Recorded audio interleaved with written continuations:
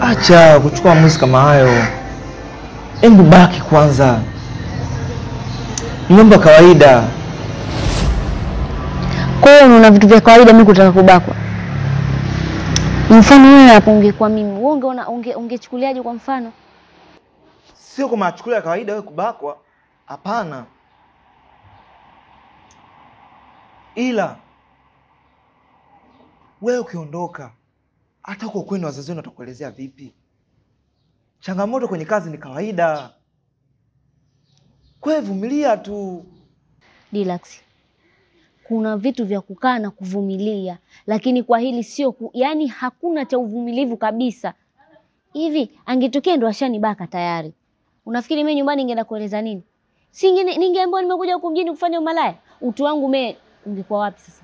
Na heshima yangu mimi niliondoka niloiweka nyumbani ingekuwa wapi? Relax. Tafakari bwana. Sasa useme unaenda nyumbani. Ukifika wazazi watakulaumu. Wewe umekuja kutafuta. Kazi zote duniani zina changamoto zake. Hakuna kazi zisizokosa changamoto. Usiona watu wanacheka, wanafurahi, wanapitia mengi. Umeona kwa mfano mimi hapa. Nangato na mbu, baridi langu, na walinda usiku mzima, na bado natukanwa. Cheki umri wangu. Mimi nibidi niwe hapa.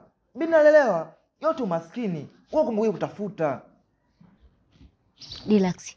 Kuna vitu vya kukaa sehemu na ukavumilia, lakini kwa hili halina uvumilivu. Mimi nimeondoka nyumbani nimeweka heshima. Ningerudi nyumbani heshima yangu ingekuwa wapi? Si ningeambiwa nimekuja huko mjini kufanya umalaya?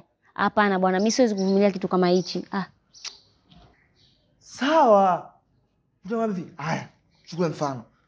Imetokea tatizo, akakutendea. Niloshuhudia mimi, Dar Salome mmwambia? Sijamwambia. Haya, si umeona tatizo? Kwa nini sasa sijamwambia? Wewe mwambie yule Dar Salome. Ukisha kumwambia yeye, kama hajachukua hatua, kuna sehemu za sheria. Ila kweli Sio ila kweli.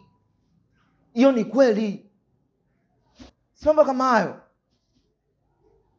lazima ukamwambie. Na ukiondoka mama, nitakula nini mimi?